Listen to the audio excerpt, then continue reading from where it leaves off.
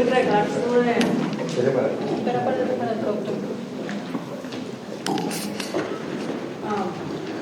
regards to the search for air holes and boulders, have you been ever touched with these kind of deposits? Because we are plenty of those kind of deposits in the coast. I have always wondered. Well, one of the keys there is the level of boulders or very large particles, and whether there are enough of them that they're in contact with each other to where the soil, the loads and stresses are being transferred through the boulders or through the matrix in which they exist. And so if there's more than 30% or so boulders, then it's likely that those boulders are carrying a significant amount of the load. If it's less, then they're probably floating in the matrix of the sand or whatever that other material is, and the behavior is going to be controlled by that matrix type of material. So the same kind of principles that Professor Gray talked about for fines, for sands and fines, apply at larger scales as well. If you have a very bouldery material, then you have some difficult material to try to characterize if there's a large fraction of the boulders. In cases like that, you can try some type of penetration resistance with a large scale penetrometer, like a Becker hammer or an IDPT, or you might have to go to something like a shear wave velocity measurements with SASW or something that doesn't require penetration. Those are complicated problems. You have experience with that? No, that's a tough one. I dealt with a earth fill because it had a big borrow area, and one way to make money was to then take construction debris. So that's analogous. There were some large pieces of concrete beams and things like that, but there was enough material around it that we knew it was the matrix that controlled. I think that's the key. Is really, you could do. People have done things in melange materials where you have boulders floating in a matrix of melange where they do sampling and they use statistics to figure out approximately what percentage is the matrix, what percentage is the large material.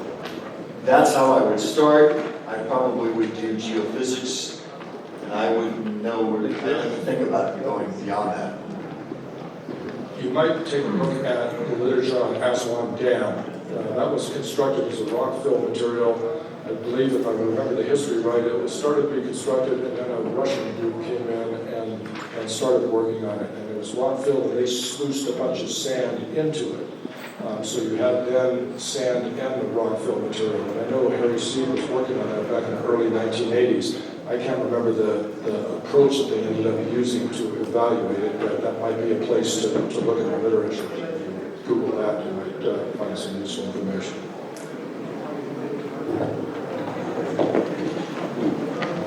That's what keeps us interested and employed. Once we figure out clean sand, then we have to figure out all these other issues. Okay. You're off the hook. That's great.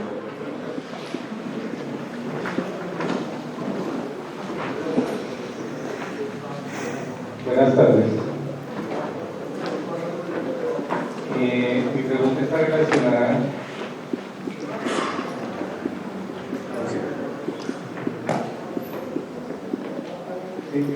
buenas tardes. Mi pregunta está relacionada con el tema de la grasometría, su relación con el potencial de licuación. O visto desde otro contexto,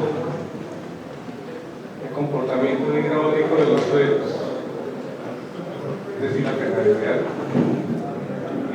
relacionado con la licuación.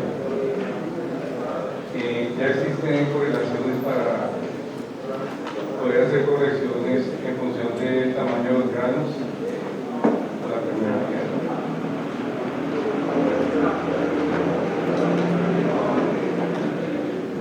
Well, liquefaction is a mechanical problem, but it's also a hydraulic problem, particularly when we start looking at the effects of liquefaction. And we'll be talking about that more as we describe the effects of liquefaction. in a sense, when we talk about liquefaction of silts and non-plastic silts or silty soils compared to clean sands, it's even worse because the silty material has a lower permeability and pore pressures don't dissipate as quickly. There are also issues associated with the redistribution of pore pressures within a liquefiable soil during shaking and then particularly after shaking as they dissipate. So we'll talk about a phenomenon called void redistribution, and I'll talk about that in some detail, that we are often concerned with, and it can lead to things like delayed failures, a failure that occurs at some time after the shaking has ended. So the permeability is generally not a big issue in the triggering of liquefaction that we've been talking about now, because we typically assume that that's going to occur under undrained conditions. The earthquake shaking occurs so quickly that there's no time for significant redistribution of pore pressures during the shaking. Now, we've done some work at my university on liquefaction in large magnitude, long duration events, and there, if you have layers of limited thickness, you may find that in a 2 to 3 minute long ground motion, there may be a significant amount of pore pressure dissipation that occurs during that period of time, and that can have a significant effect on reducing the deformations that you would predict to occur under those conditions. So we'll talk a little bit more about permeability, but its influence is more effect on the effects of liquefaction, the consequences, than on the triggering part of the problem.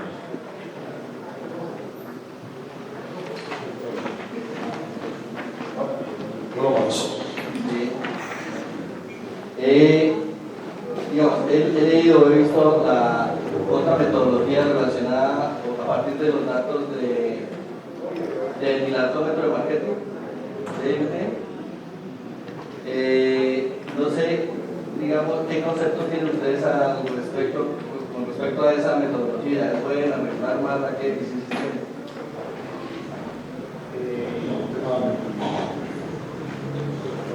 The dilatometer hasn't been used. It has been proposed for use for evaluating liquefaction potential as an alternative to CPT or SPT.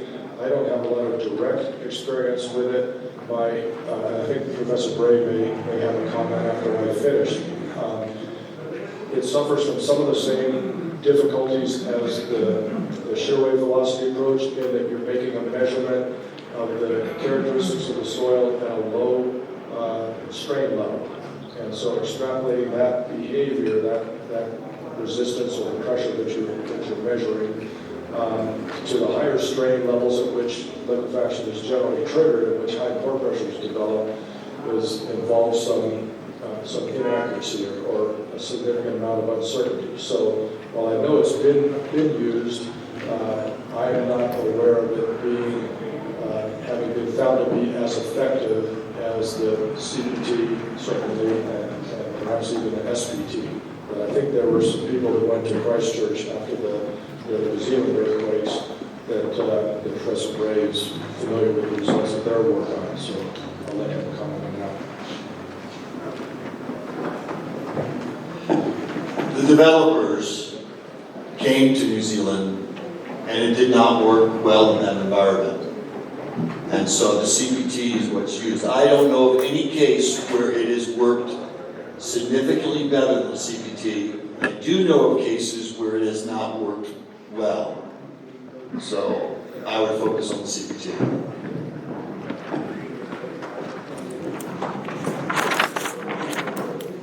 This is one more question.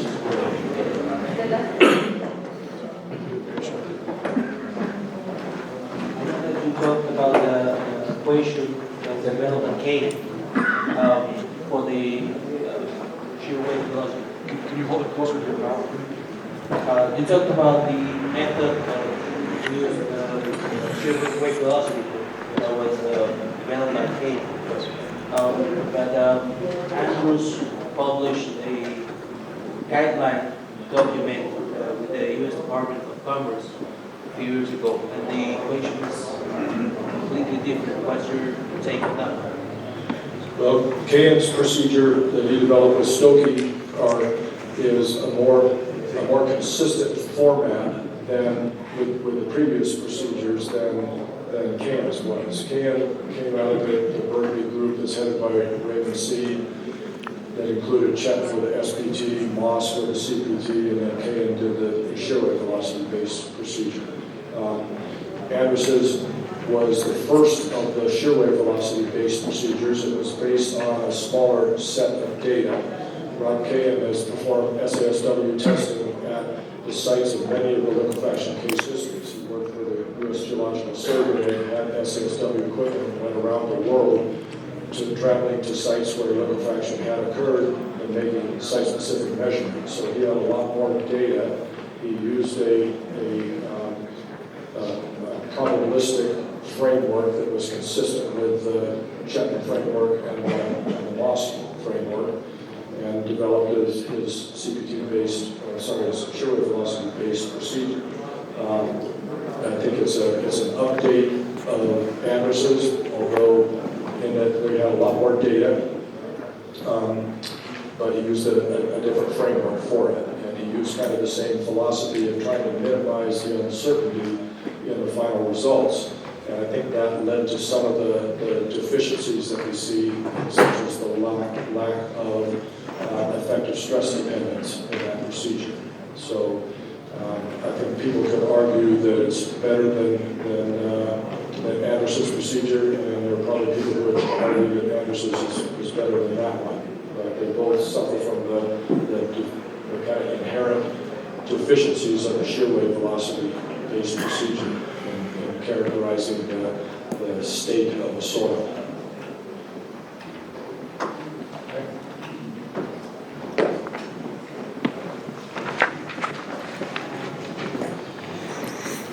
Just a few more comments about assessing liquefaction. And I think I developed this knowing that you were going to ask a few questions. So hopefully we can answer them. The simplified methods are all saying, with the hope, that the factors affecting cyclic resistance ratio, such as this type of soil, the relative density, and fabric, that those are captured by the QC1N clean sand, a little bit lower, the below count as corrected to clean sand, and a bit lower the shear wave velocity that's normalized. I like to see liquefaction effects beyond triggering by looking at what the engineer and the owner care most about, and that's strain. We showed you plots, like four-way plots that showed many different things, pore pressure generation, pretty nuanced responses. But the most important thing is applying a load to this soil. It strains very little until it gets to a point where, because of all the things that we've been talking about, it goes from a small strain to a very large strain event. Even though that's called liquefaction triggering, that should be something different, because it is potential flow liquefaction. It's a strain softening, large strain event. We're much more nervous about brittle failures and these type of large strain phenomena. The late Professor Harry Seed, when he taught, used to always talk about cyclic mobility with unlimited strain potential and cyclic mobility with limited strain potential.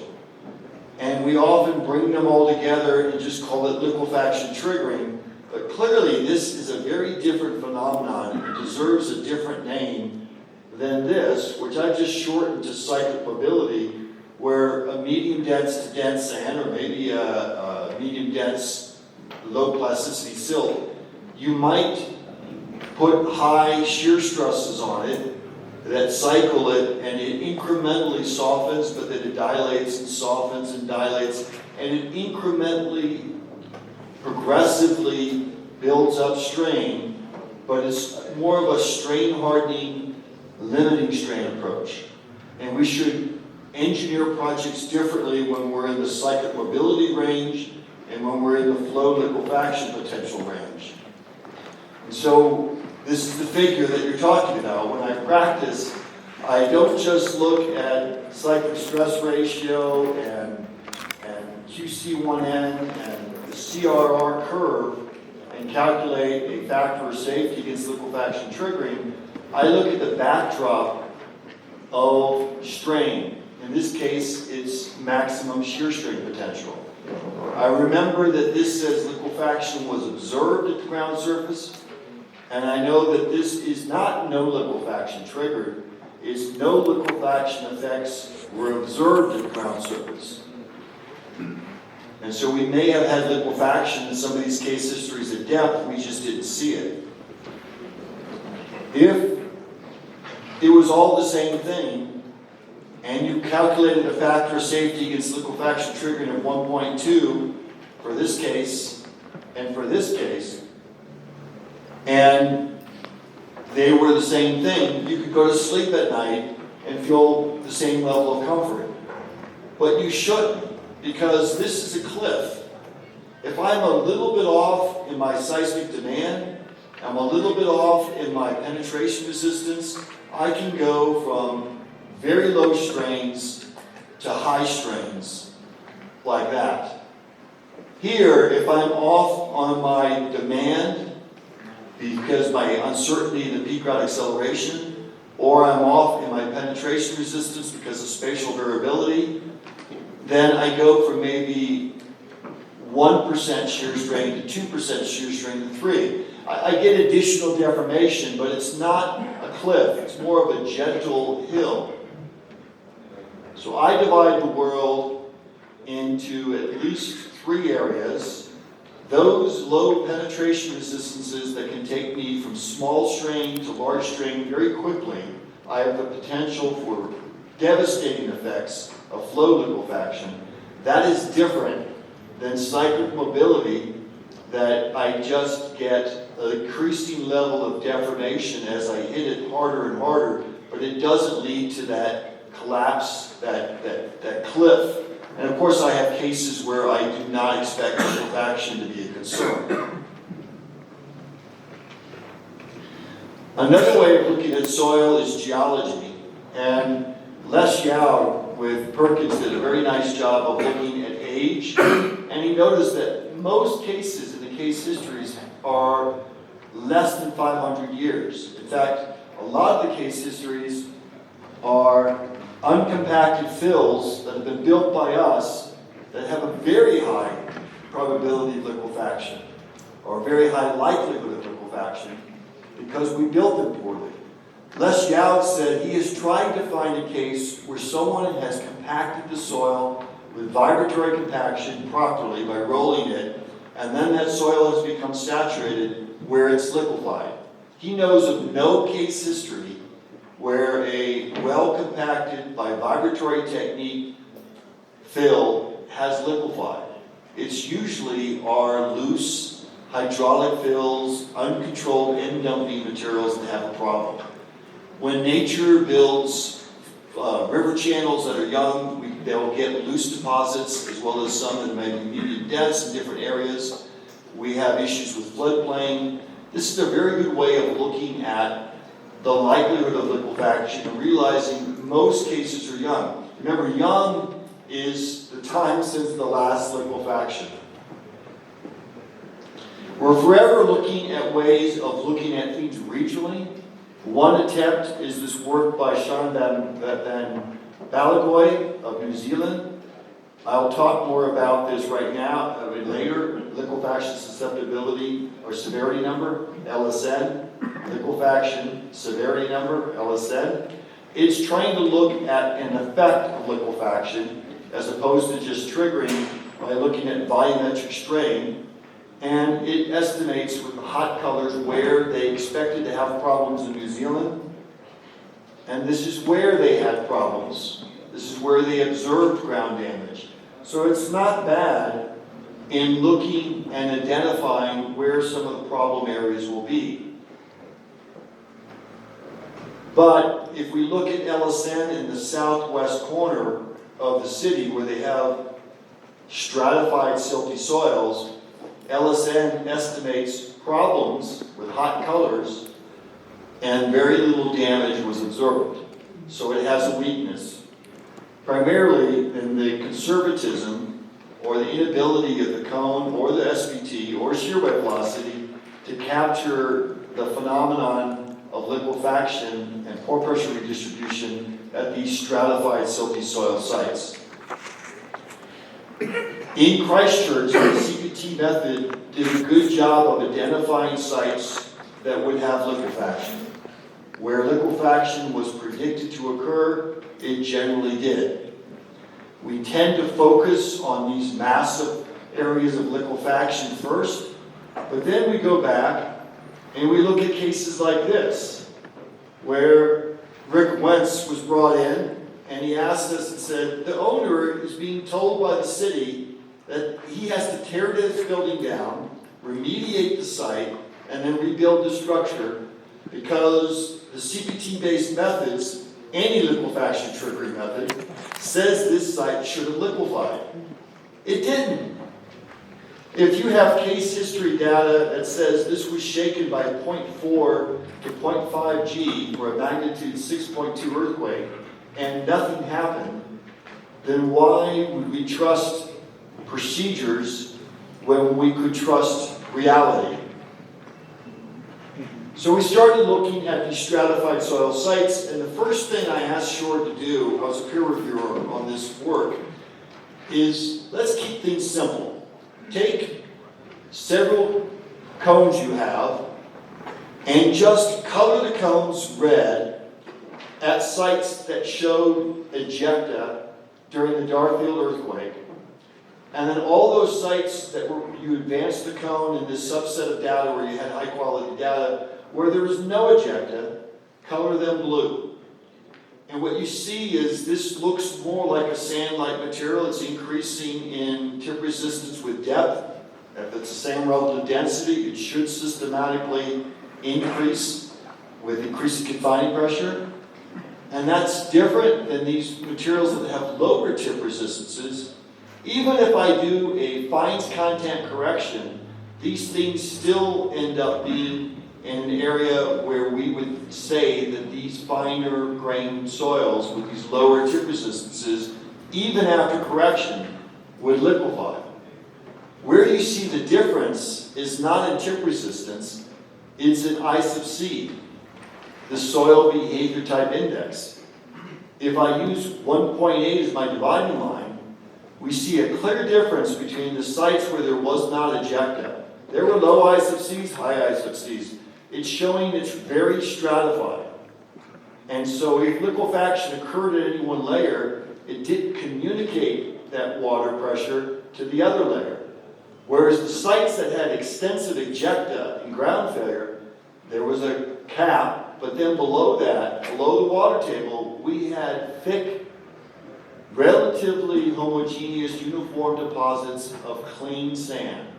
Any pore pressure generated here could the water could easily move to the pore pressure areas generated here, so we could have a buildup of water, and then that water would blow through the crust, and we would have ejecta.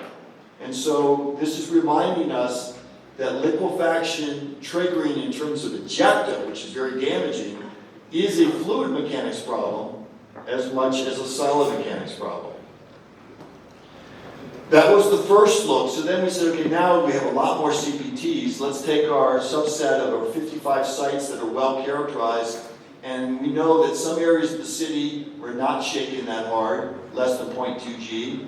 Some were in the 0.2 to 0.3 range. Other areas of the city were in the 0.3 to 0.4 range. And other areas were greater than 0.4 G for these different events. We have we have strong motion instruments, and we have good indications that with calibrated ground motion models for the event, that we have pretty good reliability on the PGA. Of course, we know the magnitude. This is the tip resistance, and this is I sub C. For low levels of shaking, all the sites tended to not have problems. But as the acceleration increased, you saw the differentiation between the sites that had ejecta in red and the sites with no ejecta in blue, is primarily thick, uniform deposits of clean sands with low ISFC numbers had problems, and stratified sites did not. Higher acceleration levels, maybe a few of the stratified sites are starting to show ejecta, but it's still broken apart that way. When you get to high levels of shaking, you will eventually have enough pore pressure and enough of the stratified layers that might break through with cracking, and you start to get some ejecta. So eventually you get to high enough acceleration, you can have some issues. Now, all of these are free field sites, so remember that. You put a building at these sites, it changes things. So this site, the CPTs say, when the CR goes way up, that's because ISFC is greater than around 2.6, which we found was a reasonable break point here. But we have a lot of layers that have lower ISFCs, that have lower cyclic resistance ratios, that are well below the cyclic stress ratio from the Christchurch earthquake. The methods we're talking about are predicting large amount of settlement, 130 millimeters of settlement, high LSN numbers, yet nothing happened. So that led us to the Silty Soil Project. So there's two things. Maybe the soils didn't liquefy, or maybe they did liquefy, but they didn't communicate their water.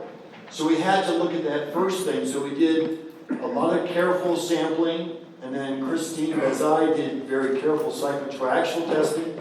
I'm just showing you some of the results at the first cycle, second cycle, when she reached 3%, or when the specimen reached 3% single amplitude strain, and 5% double amplitude strain, for a clean sand, a non-plastic silt, and then two silts that have a PI of 10.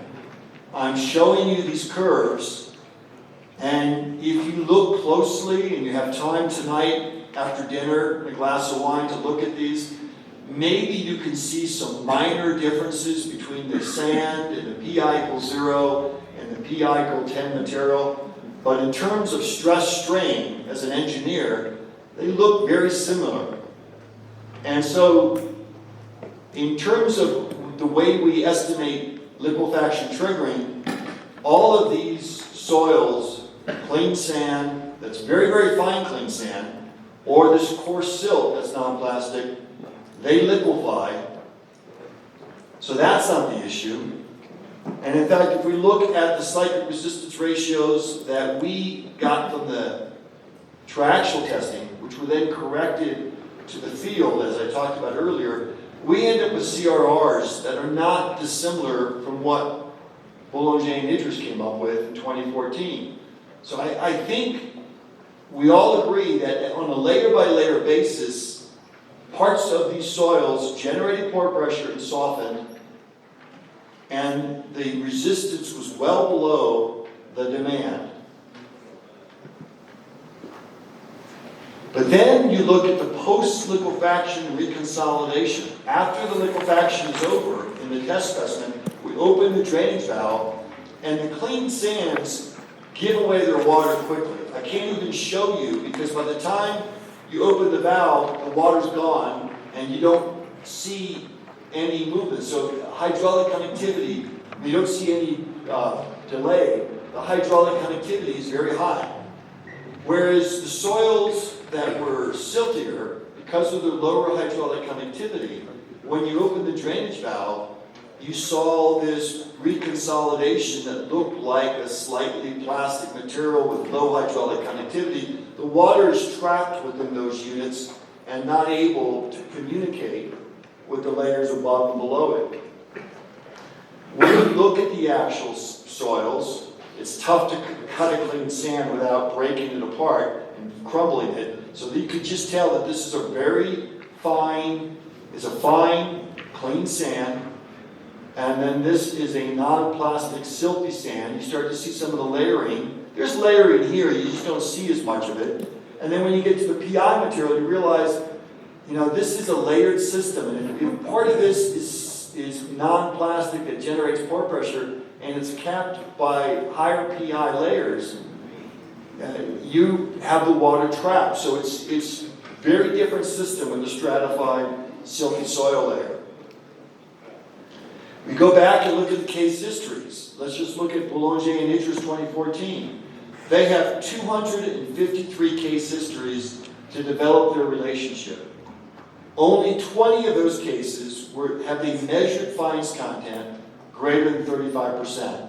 So it's a small subset of the empirical database. The empirical database should work well for clean sands and non-plastic silty sands. How can it be expected to be robust for high fines content soils when it has so few data points in it? If you look at the cases where there's no laboratory fines content, using ice of C, which we talked about the problems of that, maybe 15 cases have high fines content. So maybe the maximum amount is 35, or basically 10% of the total number of cases. Let's look at ice of C fines content, because typically people have done a cone and they've done some boring at some distance away, and they've developed these relationships. An R squared of 0.62 is not great, but I can live with that in geotechnical engineering. But do I care whether the fines content is 40, 60, 80%? I don't care. It's a fines content material. Then we have this big pile of data points here. It's difficult to differentiate ice of C and fines content in that.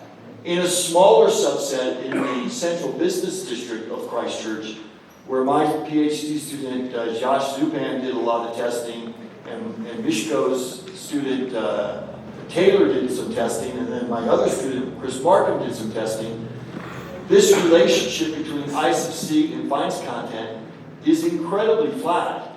It's difficult to take ice of C and estimate fines content. And these CPTs and borings are done closely together. And it matters because the difference between less than 10% fines or more than 40% fines is a large correction to your tip resistance. There's actually not as much data in that area. You tend to get a clean sand, or you tend to get a silt, or you get kind of a silty sand mixture in layers. It's difficult, from talking with other geologists, to find a homogeneous thick layer of silty sand that has a fines content of 20%. But I decided to really go after this. I said, you know what, we're not going to use these samples for testing. I'm going to go ahead and push the cone first, because I want reliable data. And then about a half a meter away, I am going to do Dames and Moore hydraulic piston sampling to get very careful samples and have it match up exactly with the soil that the cone went through.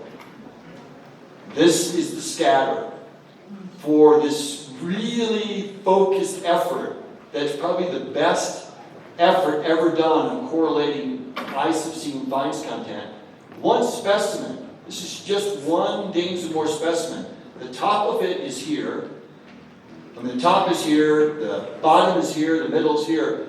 The ice of C is essentially the same value over this increment, because it measures over about a 20 centimeter increment, and the fines content varies tremendously just across that specimen. And this reminds me that fines content makes more sense to me for a well-graded silty sand. If I have a very fine, clean sand and a very coarse silt, I don't believe, if the curves look the same and one is just shifted a little bit to the left, that its behavior should change magically. Soil doesn't know that the number 200 sieve was invented. What we're missing sometimes is looking at soils. As I've gotten older, I've gone back to not just using indirect techniques, but I want to see the soil because I know shape of the particle matters. And we don't capture that directly necessarily with other techniques. So I like continuous logging. I like looking at the soil with the scanning electron microscope. So this is Monterey sand. Much of the testing that the late Professor Harry C. did, that's formed the basis for his great paper written in 1979, is based on this sand. If you have a sand like the Monterey 030 sand, or you have something like the Toyota sand, or Ticino sand, or the Ottawa 30 sand, most liquefaction testing was done on those sands because they were clean, and they were uniform, and the particles weren't too angular so that they could get repeatability. If your sand looks like these sands, you can use all of that research done. But if you get into the sands that we have in Christchurch, which are glacially built by basically glaciers grinding up the material, some are very fine with angular particles, then we get into coarse silt with angular particles, and then we get into a little bit finer silt with very, very shards of glass angularity. We've got to believe that particle shape has to matter when it comes to the contractive or dilative response in drain shear. It's going to make these soils more dilative, hence they're going to be less likely to show effects. They might temporarily get to a point of liquefaction, but rapidly they cross the phase transformation line and their tendency to dilate would arrest any kind of movement. So you're not necessarily going to see the ground deformations at the surface, and you might not see ejecta.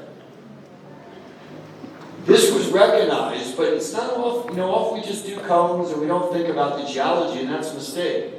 Yada Perkins mentioned that sedimentation process, age, geologic history all matter. Late Professor Harry Seed says the method of placement or the soil structure, the age since deposition, placement, or last liquefaction event is important.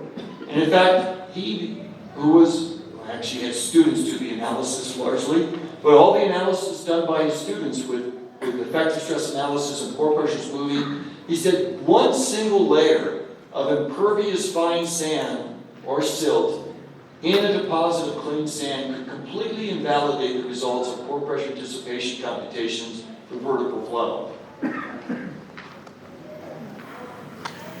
And besides, we know from geology that there are swampy areas where we should expect very different depositional processes and soil stratigraphies than what we see in the more fluvial areas or right along the rivers. One of the investigators, one of the funding agencies said, we have got to find a way of looking at these highly stratified soils. We will give you money to do mini cone tests, because the smaller the cone is in diameter, the better it should be able to see these layers. I told them, I understand that work has to be done because you're looking for a solution, but I don't think this is going to work. But the reason you do research is to basically prove yourself right or wrong.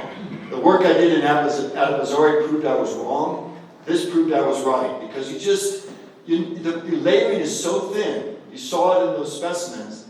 The mini cone doesn't capture it.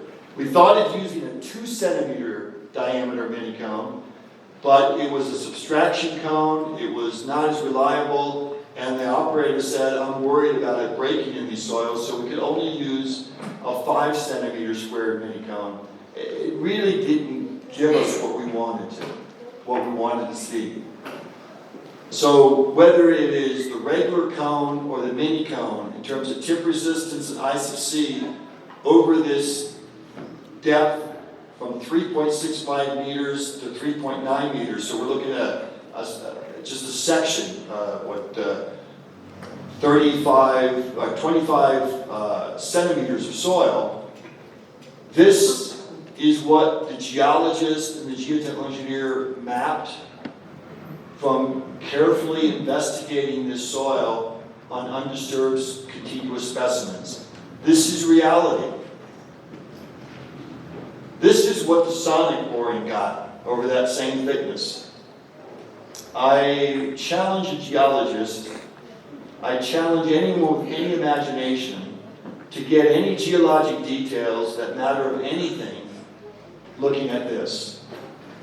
So if you want to see the soil, you have to preserve the structure. You can see here, we actually scored the edge we scored the specimen and broke it open so that we didn't get smearing with the spatula or the knife. The continuous sampling also gave us indications that the soil was not saturated below the groundwater level because we saw all this oxidation and all these things. We combined that with the P-wave velocity.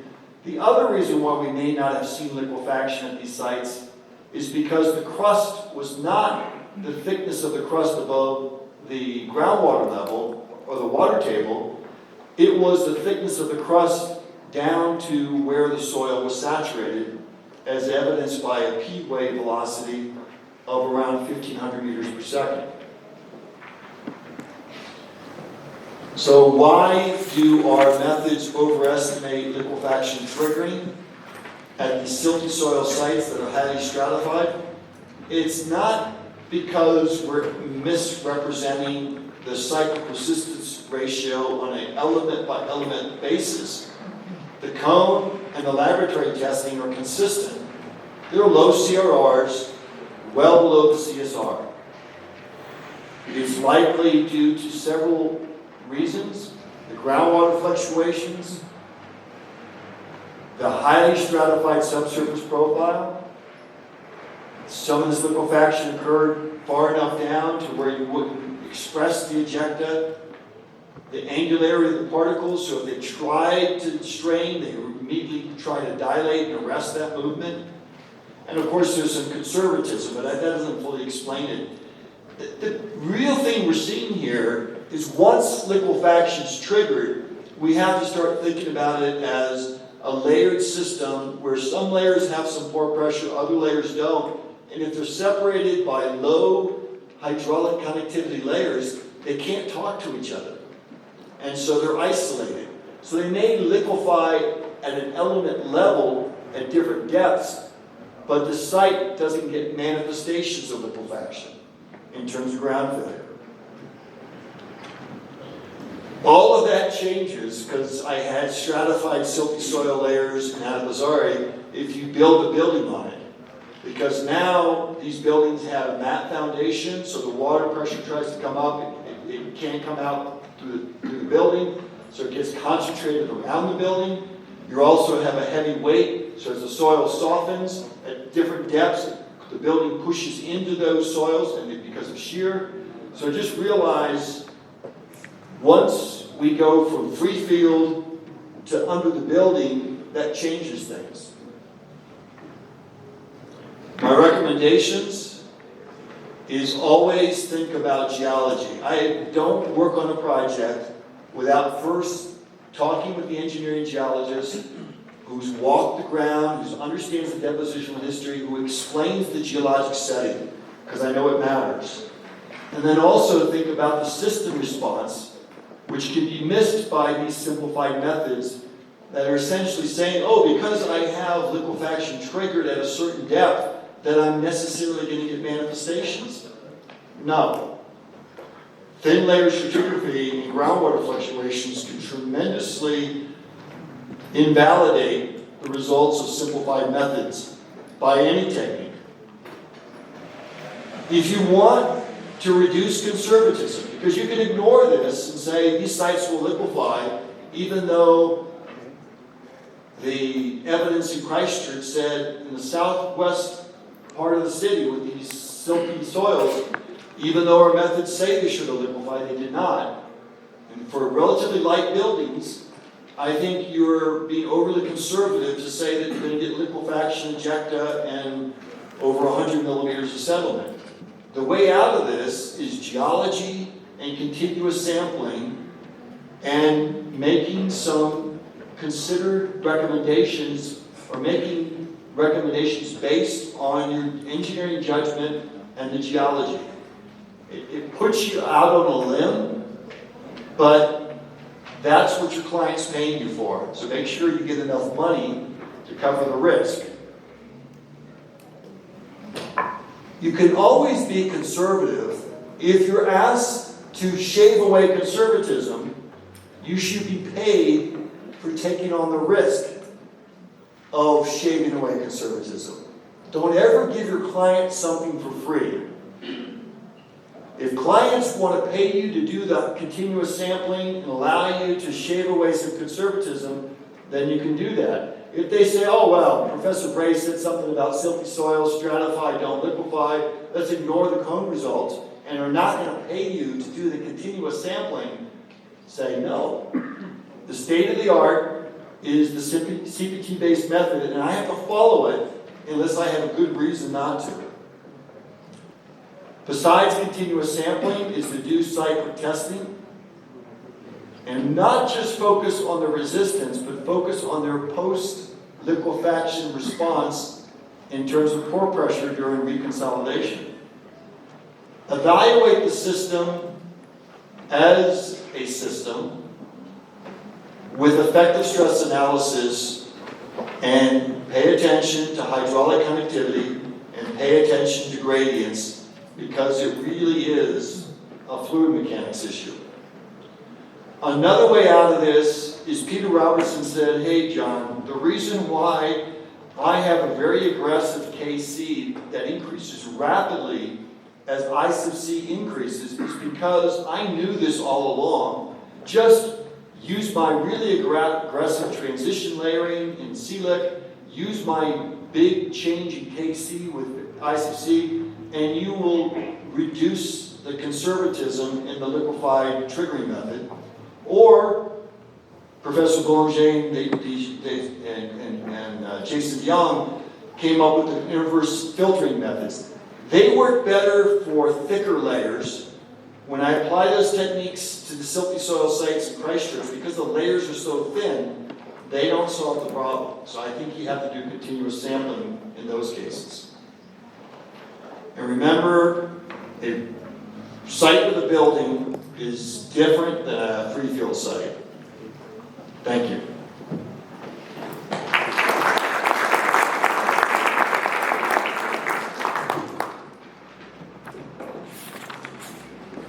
If you have a question, I'll take a question before I hand it off to Professor Kramer, who's setting up his computer. Yes.